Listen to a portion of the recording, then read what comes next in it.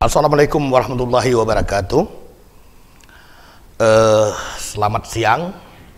Hari ini Bubble Post Group, ya harian Bubble Post, bubblepost.co menerima kedatangan kehormatan yang luar biasa orang nomor 1 di Bangka Belitung, Bapak Gubernur Haji Erdaldi Rosman,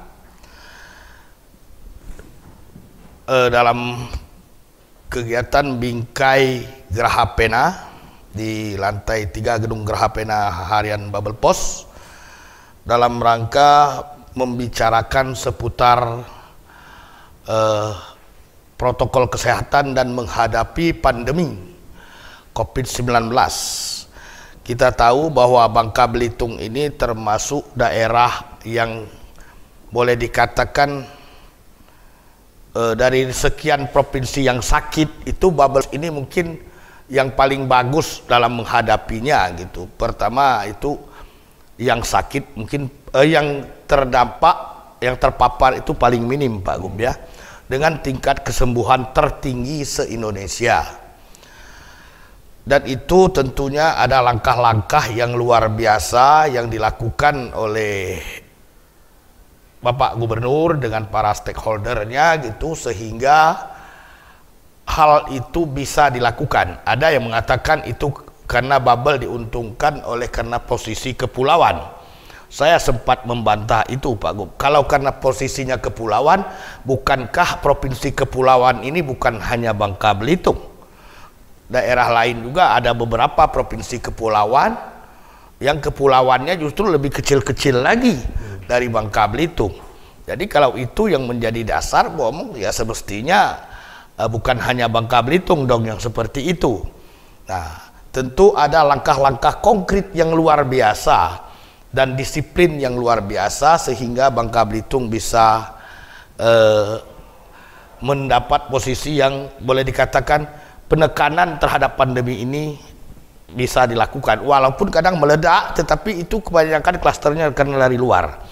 Mungkin itu kami minta tanggapan dari Pak Gubernur dulu, Pak Gub. Baik. Ya. Bismillahirrahmanirrahim. Assalamualaikum warahmatullahi wabarakatuh. Kawan-kawan sekalian, khususnya Bang Syahril, berkenaan dengan apa yang Bang Syahril sampaikan tadi bahwa Bangka Belitung adalah provinsi yang pernah tingkat kesembuhannya itu tertinggi ya. Di Indonesia, dan yang terpapar terendah itu memang betul. Tapi sekarang yang terpapar terendah ini enggak lagi, kita udah nomor 3, nomor 3 terakhir, jadi enggak terendah lagi. Jadi tentunya prestasi itu tidak lantas bisa terwujud begitu saja. Dan kita juga pernah disampaikan oleh Pak Presiden bahwa setelah Yogyakarta, Bangka Belitung adalah provinsi yang dapat manajemennya dianggap baik dan terbaik nomor 2 dalam hal penanganan pandemi COVID ini. Nah, ini tentunya tidak bisa terlepas dari kerja keras seluruh stakeholder, para satgas, para medik, dan para pekerja sosial kita, dan komunitas-komunitas yang memang sangat memperhatikan perkembangan pandemi ini. Nah, tentunya ini juga tidak terlepas daripada apa yang sudah direncanakan atau sudah diatur di dalam strategi penanggulangan pandemi ini. Saya ingin sampaikan, dan beberapa kali saya sampaikan, bahwa tidak ada pemimpin di dunia ini yang memiliki pengalaman khusus menangani pandemi. Tidak ada. Jadi bagaimana kita bisa membuat strategi tersebut dengan cara berkolaborasi dan bersinergi dengan seluruh stakeholder yang ada. Nah, kami bersyukur bahwa Forkopimda di Bangka Belitung ini sangat kompak. Nah, mengenai pelaksanaan ke bawah, tentunya satgas kan masing-masing punya tingkatannya. Ada Satgas Provinsi yang menaungi gerak atau kinerja daripada Satgas COVID di kabupaten, selanjutnya kabupaten menaungi kecamatan. Yang mana sampai dengan sekarang satgas-satgas tersebut bekerja keras terus mengontrol ataupun membatasi serta ikut mengawasi pelaksanaan protokol COVID-19 yang sudah ditetapkan. Nah, kunci utamanya sebetulnya adalah dari awal ini. Ya. Nah, dari awal sebagaimana kita ketahui, nah ini waktu itu kami pernah waktu sedang euforia betul. Kita belum tahu pola bagaimana menanggapi pandemi ini, masing-masing punya cara. Dan waktu itu kita sering mendengar bupati membatasi batas ya di daerah-daerah lain, bukan di Bangka Belitung. Bupati membatasi batas, orang luar tidak boleh masuk ke suatu kota. Nah, ini alhamdulillah di Bangka Belitung dapat kita lakukan dengan baik. Nah, kalau misalnya Bang Syariel tahu waktu itu kita membatasi satu pesawat per hari, baik di Tanjung Pandan maupun di Pangkal Pinang. Terus membatasi penumpang kapal roro ataupun kapal laut yang hanya boleh membawa truk yang membawa bahan pokok sembako. Itulah sebetulnya kuncinya. Kunci awalnya. Dari situ baru kita mengemas sistem gelang tracking. Apa itu namanya, Fight COVID, Fight COVID yang dibuat oleh siapa, Gozi. Nah, terus bagaimana cara kita tracking terus tes, terus treatment itu sampai digunakan oleh pusat pada akhirnya. Awalnya di Bangka Belitung orang nggak menyadari. Jadi ya inilah apa yang kita sampaikan itu ternyata diperhatikan orang dan menemukan sesuatu hal yang begitu itu tidak gampang. Karena kita memang harus terjun dalam situasi yang memang belum pernah kita alami. Dan yang tadi Pak Bang Syariel bilang, Bangka Belitung diuntungkan karena dia daerah kepulauan. Ada benernya juga. Tapi ya oke lah, ada apa-apa. Tapi kalau kita balik, Bangka Belitung kan bukan satu-satunya provinsi kepulauan. Banyak. Tapi tidak apa-apa. Karena ini memang sesuatu yang baru, yang belum pernah kita lakukan dan kita temui sebelum ini. Nah, itu tentunya menjadi tantangan bagi kita. Dan yang perlu saya garis bawahi sebetulnya di sini adalah bagaimana Satgas ataupun tim penyelenggaraan protokol COVID-19 ini berjalan di lapangan. Itu benar. Kita malam-malam, pagi-pagi, disiplinnya luar biasa. Disiplin. Sekalipun kita tidak melihat kedisiplinan masyarakat, tapi usaha itu ada. Dan itu berbuah manfaat kok. Terbukti Satgas kita diakui, Pak. Iya. Boleh dikatakan agak kejam juga kan. Begitu ada yang melanggar langsung dijemputnya. Pernah ada pasien dari Bangka gara-gara melanggar dijemput langsung sambil nangis-nangis. Saya pernah mengalami itu, Mas.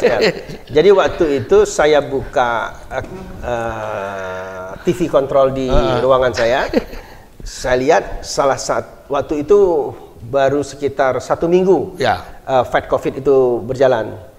Saya panggil Mikron, saya lihat TV itu, ternyata ada yang bergerak. Coba tolong titik ini dibuka, mana nomor handphonenya. Saya telepon, dia menyatakan dia tidak bergerak, saya ada di rumah. Saya bilang, kamu tetap di tempat dan Satgas akan langsung menjemput kamu. Kalau dia tidak percaya gubernur yang nelpon. Itu orang-orang Sungai Liat itu. Yang Sungai Liat. Nah, ya begitu kan shock terapi juga. Shock terapi bagi yang lain. Jadi mungkin itu, Pak. Ada seorang wartawan sempat bertanya, kok bubble bisa seperti itu? Kalau perilaku masyarakat mungkin tidak jauh beda lah. Nakal banyak juga yang nakal di sini, ngomong. Hanya memang cara menyikapinya. Satgas, koordinasi antar Satgas provinsi dengan kabupaten dan kota itu kita sangat boleh dikatakan sangat berjalan efektif, benar gitu.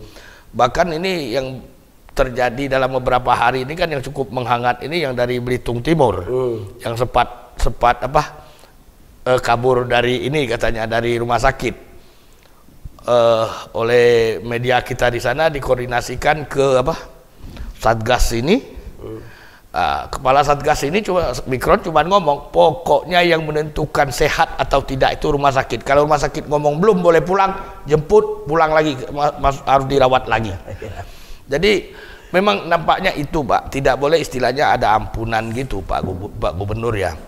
Nah, selain soal protokol kesehatan, kita ini yang kondisi yang agak menyentak itu kan ekonomi Pak Gubernur.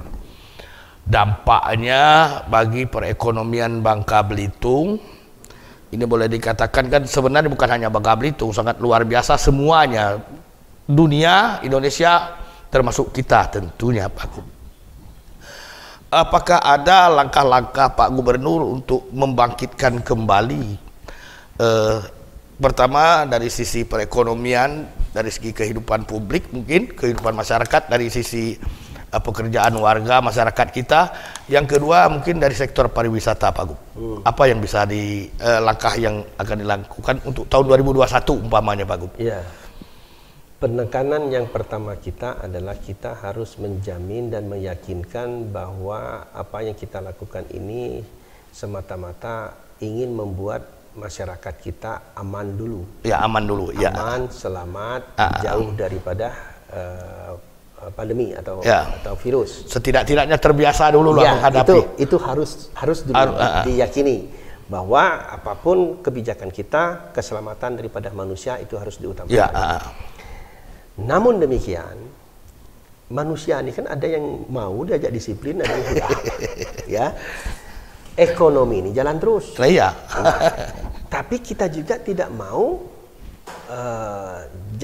mau sampai bahwa pandemi ini berpengaruh sehingga mengkontraksikan pertumbuhan ekonomi kita itu menjadi turun ke arah minus. Ingat, kita ini dulu minus 4,9. Waktu itu nasional minus 5,3. Nasional sekarang sudah minus 3,2 kalau nggak salah. Kalau keliru tolong dikasih tahu. Kita baru naik ke arah plus ini 4,29. Plus Pak ya. Plus. Tentunya kita tidak bisa menunggu bahwa pandemi ini harus beres dulu. Udah mungkin Pak. Nah, kalau kita menunggu itu, yang sehat bisa jadi sakit. Kenapa? Stres ya. Nggak ada duit. Makanya ekonomi harus berjalan. Harus jalan. Nah, disinilah fungsi kita harus bisa mengetahui kapan saat kita ngegas, kapan saat kita kendor gas. Nah, ritme ini harus kita atur. Tapi yang utama sekali adalah bagaimana kita memastikan bahwa masyarakat kita aman dulu, selamat dulu dan sehat dulu. Nah, usaha ini terus berjalan dan sekarang rumah sakit COVID kita sudah dibangun dalam tempo 45 hari. Selesai, jadi Desember tanggal 25 itu sudah operasi.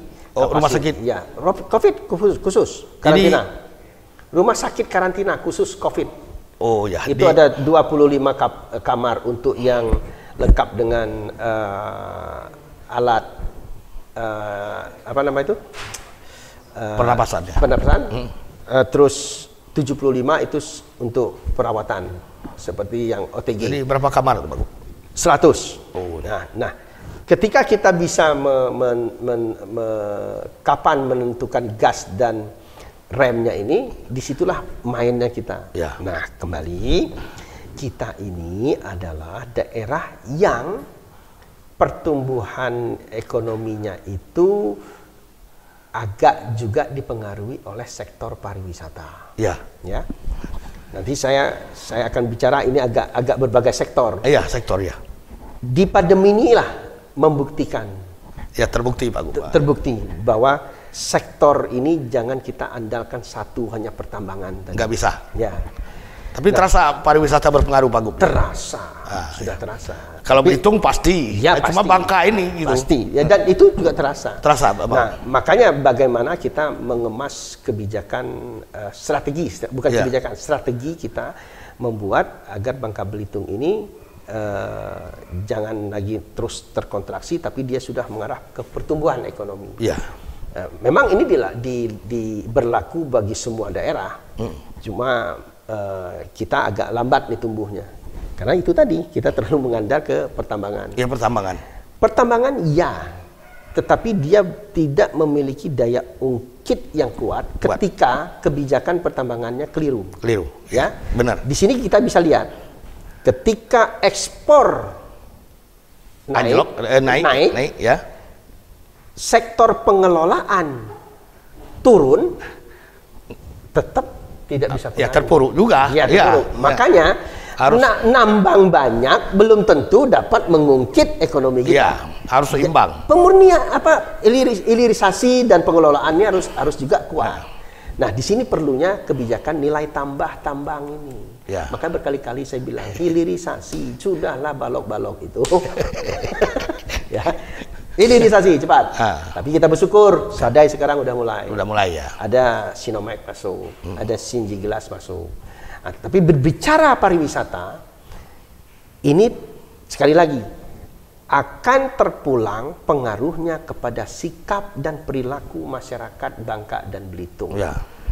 Orang akan menuju ke Bangka dan Belitung ketika ada invitation, ketika ada event, ya. Ya.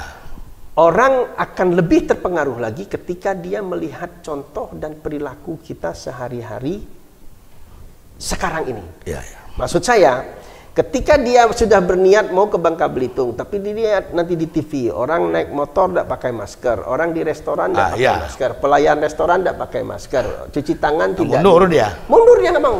Ya, apalagi orang luar. Apalagi orang luar. Event apapun dibuat sehingga itu tidak akan menjadi menarik. Benar. Nah, kami tapi pemerintah tetap berupaya. Mulai bulan Desember ini banyak event-event yang muncul. Event-event muncul, baru saja tadi kami rapat dalam rangka koordinasi pemulihan ekonomi pasca Covid ini. Kami mengadakan fokus diskusi FGD dengan bank, dengan Kadin, dengan pengusaha perhotelan, dengan maskapai penerbangan, terus dengan OJK, BI, DJB dan lain sebagainya. Pak Kapolda juga tadi, Pak Danrem, semua ikut, Pak Wakajati semua ikut, agar mendorong perilaku kawan-kawan masyarakat kita ini mematuhi protokol COVID ini. Karena jangan sampai nanti ketika program ini berjalan, minat orang untuk masuk kurang. Habis kita. Habis. Sia-sia aja dia. Ya, terutama kepada para maskapai penerbangan. Janganlah lagi melanggar itu jumlah penumpang. Cuma yang nakal kan yang itu aja, Pak Gub. Yang nakal tetap nakal. Tetapi ini saya gembira karena ada peraturan pemerintah yang menyatakan ketika mereka melanggar, mereka akan didenda 50 juta kalau nggak salah. Oh iya. Didenda. Bagus. Pokoknya dibuktikan dengan foto, denda. Foto, denda. Mereka nggak lagi mengingatkan peringatan 1, 2, 3. Nggak nurut-nurut katanya. Jadi gini Pak Gub, sektor pariwisata, masih di sektor pariwisata Pak Gub ya. Seperti kalau di Bangka ini mungkin semua hotel sudah menggeliat dari awal Pak Gub ya. Sudah boleh dikatakan sudah mulai, tetapi di Belitung itu kan masih banyak hotel-hotel besar-besar itu yang belum beroperasi malah.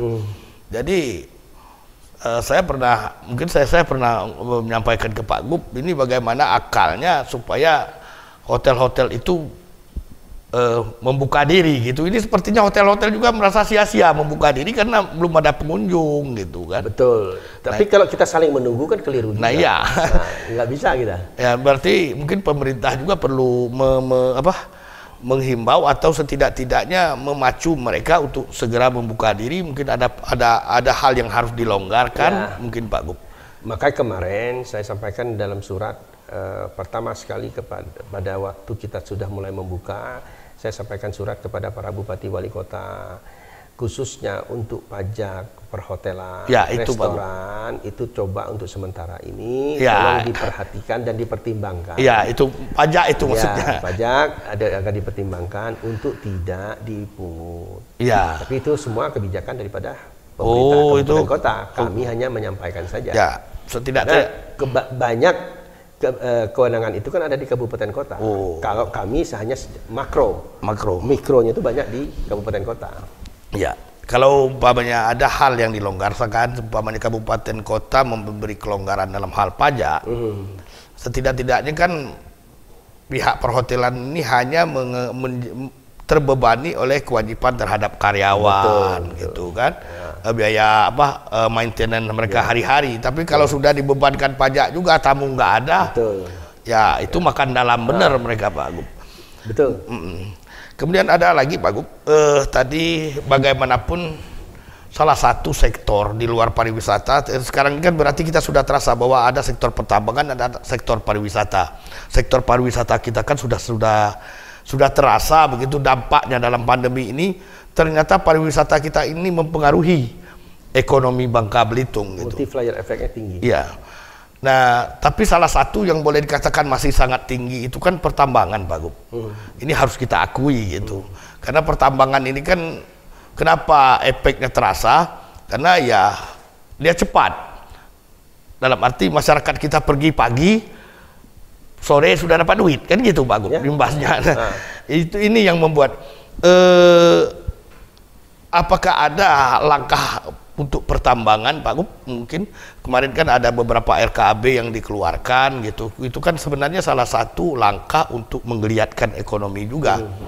Tetapi kan hanya beberapa perusahaan, Pak Gub. Betul. Nah, sementara kan itu kalau nggak salah lima perusahaan apa kemarin itu. Udah banyak kok. Nah, ada berapa? Saya nggak tahu. Mungkin 8, 9 udah ada. Apakah ada kemungkinan nanti semuanya akan digeliatkan, Pak Gub? Yang selama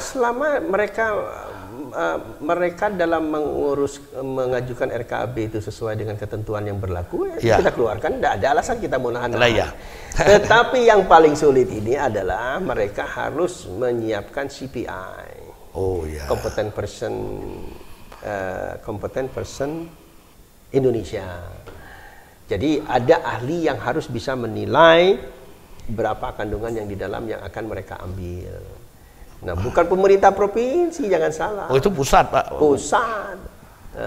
Tetapi ketentuan itu dibuat oleh undang-undang. Kami hanya melaksanakan. Tetapi sekarang sudah mulai. Kalau dulu kan masih banyak mereka belum ada CPI. Sekarang sudah mulai bergelut, karena saya mendesak ke pusat agar cepat mengeluarkan CPI tersebut. Nah, inilah yang dilematis saya sampaikan tadi.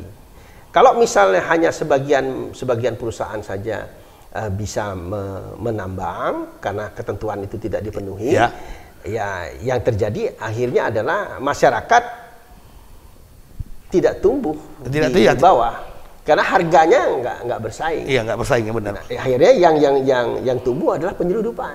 Ya. Kalau sudah terjadi penyeludupan, negara rugi, rakyat pun rugi. Jadi ada sesuatu angka yang lucu nih, Bang Saril. Ketika ekspor tinggi, pengelolaan kecil, artinya dia tidak ada bahan untuk diekspor. Diekspor. Nah, karena tidak ada bahan, bukan untuk dilebur. Pasir untuk dilebur. Ketika pasir tidak dilebur, tapi tambang di mana-mana, kita kan bingung. Saya kasih tahu aja. Kalau udah di itu, silakanlah tanya lagi yang lain-lain. Artinya orang tidak jual keluar. Nah, sekarang pertanyaan saya, kalau jual keluar duitnya itu ke sini belum tentu. Belum tentu, ya benar. Ya, nah beda kalau misalnya harga di bawah bagus, bergerak nih langsung. Makanya sekarang kelihatan konsumsi masyarakat itu kurang. Karena konsumsi masyarakat kurang, Pangkal Pinang deflasi sekarang. Deflasi itu bukan bagus. Yang bagus itu inflasi tapi terkendali. Terkendali, ya benar, Pak. Nah berapa persen inflasinya? 3 sampai 3,5, jangan sampai 4, oke boleh lah, tapi situ udah tanda-tanda. Nah sekarang bagaimana usaha kita secara makro menginflasikan ini, tapi harus terkendali. Karena deflasi yang terlalu lama, bayangkan kalau misal konsumsi masyarakat kurang, nanti semurah apapun nggak terbeli. Nggak terbeli. Iya, nggak terbeli, Nah, karena nggak ada duit. Itu di sektor pertambangan. Untuk menggerakkan sektor pariwisata ini kita masih butuh sektor pertambangan. Iya, benar Pak. Makanya transformasi pertambangan itu harus dilakukan ke pariwisata itu. Tetapi bukan berarti dimatikan. Maka saya lebih berprinsip nambang boleh, tetapi dengan cara-cara yang benar, yang baik.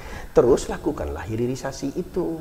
Kalau hilirisasi itu terjadi, nilai tambah tidak saja kepada produk yang dihilirisasikan, tetapi nilai tambahnya juga kepada masyarakat sekitarnya. Dan juga tidak hanya untuk kebutuhan ekspor jadinya, kebutuhan dalam negeri aja sudah cukup banyak. Kita sudah harus mencontoh lah Cina. Dia nambang tambang timah terbesar, tetapi dia tidak pernah mengekspor. Malah dia nampung yang kita. Malah dia investasi lagi untuk investasi ke sini. Padahal dia punya. Dua langkah tadi bagus ya. Sektor pertambangan dan ini itu kan ada jangka waktu yang cukup lama yang istilahnya harus ada program. Jadi sebelumnya saya sempat berbincang dengan Ketua Asosiasi Industri Timah Indonesia Bapak Ismir Yadi dan praktisi tambang Pak Gunawan. Akhirnya sempat tersentillah soal dana jaminan reklamasi Pak Gub. Di situ mereka sempat mengatakan ada 3 sumber dana jaminan reklamasi. Pertama dari perusahaan smelter swasta yang ini disimpan di Bank Sumsel Babel dan Bank Mandiri yang disimpan oleh pengusaha dan gubernur atas nama gubernur. Kemudian ada dari PMA, itu mungkin dari Kobatin maksudnya, itu di Bendahara Umum Negara, dan dari BUMN PT Timah. Mungkin kalau yang 2 itu yang PMA dengan BUMN ini terlalu besar lah kita menyentuhnya. Suruh pusat aja lah. Iya, itu urusan pusat lah. Jadi ada apa Gub? Itu jaminan reklamasi dari perusahaan-perusahaan smelter swasta. Itu Pak Ismiriadi, Pak Dodot aja sempat ngomong, kami aja BPTS itu 11 miliar katanya. Dana jamrek kami. Bayangkan grup lain seperti grup dari Sriwijaya, mungkin dari grup yang di Koba gitu kan, itu perkiraannya 100 miliar lebih Pak Gubernur. Saya sempat bertanya, ini kan sudah ada beberapa gubernur ngomong, kenapa sepertinya dana jamrek ini tidak tersentuh, padahal itu kan deposito, bukan disimpan untuk kepentingan, bukan untuk negara, bukan deposito, ngomong uang yang dititipkan. Nah, ada sempat usulan dari Pak Gunawan, coba ajukan diskresi katanya, bisa nggak? Nah, mungkin ada benturan Pak Gub, atau ini bisa, jangan-jangan ada celah yang bisa Pak Gubernur pakai, karena bagaimanapun ini bisa, kalau ini bisa digelontorkan Pak Gub, bukan tidak mungkin masyarakat sekitar wilayah yang daerahnya bekas tambang kan bisa diberdayakan gitu, memanfaatkan umpamanya pihak Karang Taruna atau masyarakat setempat. Mungkin Pak Gub ada pendapat soal ini Pak Gub? Kalau diskresi saya pastikan tidak mau saya. Apa masalahnya Pak Gub? Jadi begini, saya pernah mengkaji ini. Terus terang bersama KPK. Terus terang bersama KPK. Waktu itu KPK melakukan korsubgab kepada kami, menanyakan masalah dana reklamasi ini. Disitulah terbuka. Saya sampaikan, ini yang harus dirubah, ini undang-undangnya dulu. Ya, sekarang begini Bang Seril. Kita punya IUP. Taruhlah IUP itu misalnya 5 hektar. Ya. Jaminan waktu itu 1 hektar itu dinilai, saya nggak tahu berapa ya. Misalnya dinilai waktu itu misalnya 6 juta. 1 hektar 6 juta. Waktu itu dinilai jaminan itu dalam kondisi pada saat itu. Ada Sekarang blang 5 tahun dia kerja baru selesai nambangnya. Nah, kira-kira setelah 5 tahun kemudian hancur leburnya lebih dari 6 juta per hektar. Ya. Tetapi 18 juta per hektar. Misalnya, misalnya. Kira-kira Bang Syahril, merelakan saja itu biar cair sendiri atau mau mereklamasi dengan harga 18 juta? Gimana ngambil? Sebagai orang bisnis. Ya, pasti nggak mau, Bang. Nutup yang 12-nya itu dari mana, Bang? Udah terjawab. Nah sekarang, oke, kita gunakan. Ya. Kata Mas Syahril tadi, Pak pakai diskresi aja. Siapa yang mau nanggung kurangnya? Ya. Terus yang namanya reklamasi ini harus ada kesepakatan dulu. Apa sih maksud reklamasi itu? Di dalam undang-undang disebut reklamasi harus kembali kepada rona awal lingkungan sebelumnya. Dan yang namanya rona awal, memang mungkin dalam undang-undang itu maksudnya bukan begitu. Tetapi orang yang melaksanakannya nggak mau tetap, karena undang-undang itu saklek begitu. Yang namanya rona awal, di sini ada hutan bambu, ada ular, ada burung. Bawa ada ular sama burung. Ya. Jadi, tapi kalau misalnya, apa yang kami lakukan sekarang? Saya udah nggak pakai dana reklamasi. Tambang-tambang yang ilegal, ya, yang diolah sama orang nggak tahu lah hantu belau mana mengelola, ya kan ya. Sekarang kami reklamasi sendiri dengan dana dari Dinas Kehutanan. Itu kami tanam dengan jambu mente. Nah, kami berharap dengan jambu mente ini tumbuh baik. Ada 2 keunggulan jambu mente ini nanti, manfaatnya. Begitu ditanam kita serahkan kepada kelompok untuk ikut tetap memelihara. Terus kita kasih jaminan bahwa pada tahun ketiga pada saat dia nanti panen, kita kasih mesin untuk dikelola mentenya. Jadilah mente ini menjadi komoditi ekspor. Tapi saya tidak mau janji-janji. Ntar kata orang kata Pak Gubernur pula berjanji. Pusing kita kan. Udah, yang penting jalan saja dulu. Jalan. Ketika tahun ketiga ini udah ada yang berhasil. Karena ditanam 2017 akhir.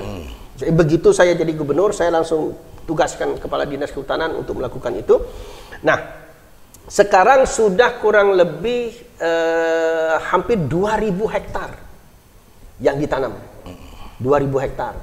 Nah, ini sangat dahsyat nih hasilnya. Jadi nanti kami menyiapkan mesin, kami bina mereka, dan off-takernya adalah BUMD. Jadi ada jaminan belinya, dan kita sudah ada pasarnya. Jadi sekarang nih Mas Syahril, apapun komoditinya yang kami minta masyarakat untuk tanam, kami harus memberi jaminan dulu bahwa ini ada pembelinya. Sama seperti porang. Sama seperti jahe. Kami nggak mau masyarakat menanam tidak ada pembelinya. Tetapi masyarakat juga jangan nanam sendiri-sendiri. Harus dia berkomitmen dulu dengan perusahaan tersebut. Nah, jangan nanti mereka nanam tapi tidak berkomitmen dengan perusahaan itu. Enggak, kita nggak mau nanggungnya. Karena yang begini-begini akan mengganggu pasar nanti. Karena mutunya tidak sama. Nah, jadi kembali kepada reklamasi tadi, Bang Syahril, kami melakukan hal seperti itu.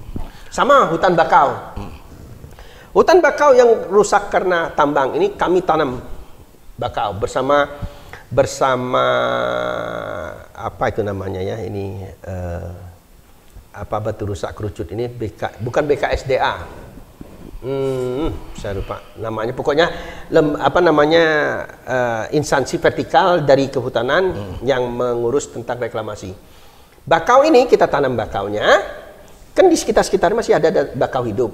Bagaimana untuk menunggu dan mengelola itu? Kami kasih bantuan bibit kepiting bakau. Nah, kita bikin aturan. Yang boleh dipanenkan adalah kepiting yang laki-laki. Nah, kepiting yang laki-laki dipanenkan, yang betina tidak boleh. Ada bedanya apa, Gub? Oh, ada dong. Kalau dia betina, dia lebih di belakangnya itu ada lebih gendut, lengkung. Kalau yang laki-laki, yang jantan lebih mengkerucut. Nah, hal-hal seperti itu yang kita kembangkan. Jadi kalau misalnya dana reklamasi ini bukan tidak bisa digunakan, boleh, ayo kita bikin semacam tim lah. Tim, ya, Pak. Karena saya kalau sudah terlalu banyak yang diurus ini khawatir tidak. Benar. Sama sepertinya ada tim yang kita minta, tim mengenai tim saham timah sama yang royalti tim royalti kan sudah ada. Kalau misalnya ini berangkat usulannya ini dari IT misalnya, dari Pak Dodot dan Pak Ernawan, segala macam, mungkin nanti ada juga didukung oleh Karang Taruna dan KNPI. Ayo kita bentuk tim khusus untuk ini. Nah, kita lakukanlah komunikasi dengan pemerintah pusat, dengan Dijen. Boleh nggak kita melakukan ini? Kalau boleh, apa yang harus kami lakukan? Dan yang melaksanakannya kita serahkan saja kepada masyarakat. Iya. Karena begini, Pak Gub. Sangat setuju saya. Iya, karena dana ini memang hak Bangka Belitung, hak masyarakat Bangka Belitung. Tetapi kita tidak bisa mengeluh. Dan jangan salah, ketika ada interest di situ, ada bunga di situ. Bunganya ini bukan milik pemerintah. Kembali lagi ke perusahaan. Tetapi jadi duitnya itu tidak nambah-nambah. Oh, itu yang ngambil bunganya untuk perusahaan. Iya. Itu jadi problem. Mungkin nanti benar Pak Gub. Dari Pak Gub juga setuju. Mungkin harus ada tim yang dibentuk Pak Gub ya. Agar bisa setidak-tidaknya dana itu bisa dimanfaatkan untuk kepentingan yang itu hak masyarakat Bangka Belitung, Pak Gub. Nah, karena saya sempat ngomong juga dengan Pak Dodot, tidak mungkin ngomong kalau ini diserahkan ke gubernur, tetapi kalau dibentuk tim mungkin, karena saya melihat ternyata seperti yang dibilang oleh Pak Amri Cahyadi, ada tim untuk royalti. Nah, ini juga pas ngomongin bentuk tim juga yang untuk ini. Kalau ini berhasil semua, ngomong yang 100 miliar ini gerakannya luar biasa nanti ini. Karena gini Pak, sudah berapa gubernur kan? Sepertinya hanya pembahasan aja. Gimana kita cara ininya? Mungkin karena takut berisiko ya. Iya, resiko tapi hukumnya. Oke lah, kita mulai aja lah. Saya rasa kalau kita lakukan dengan cara yang sangat terbuka, kalaupun ini keliru, orang pasti akan mengingatkan kita. Gitu. Iya, itu Pak Gub. Memberi masukan. Karena kalau ketaatan terhadap protokol kesehatan, saya pikir pertambangan justru sangat taat, Pak Gub. Karena Pak kerjanya juga cukup ini kan.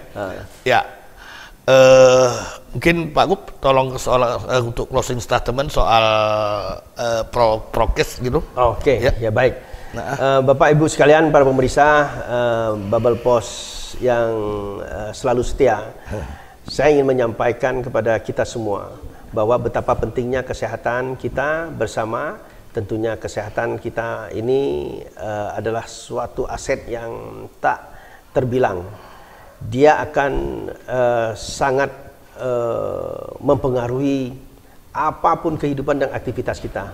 Maka dari itu saya berharap kita semua untuk menjaga kesehatan, jalankan protokol COVID-19, khususnya jaga jarak, cuci tangan, dan jangan lupa pakai masker. Masker ini tidak akan mengurangi kecantikan Anda, tidak akan mengurangi kegantengan Anda. Anda akan tetap ganteng dan cantik ketika Anda pakai masker, pakai masker yang tepat sehingga kita tetap sehat. Dan protokol COVID-19 ini memang harus kita jalankan, dan kita harus berani untuk berjuang melawan COVID ini agar ekonomi kita menjadi ekonomi yang tangguh. Tetapi ekonomi kita tidak akan tangguh kalau kita selalu gagal dalam menjalankan protokol COVID-19. Ini dapat kita lakukan secara bersama-sama. Tidak ada seorang pun yang bisa melakukan ini hanya dengan seorang diri, tetapi kita akan bisa melakukannya karena kita bersama. Insya Allah bersama kita bisa. Superman is dead.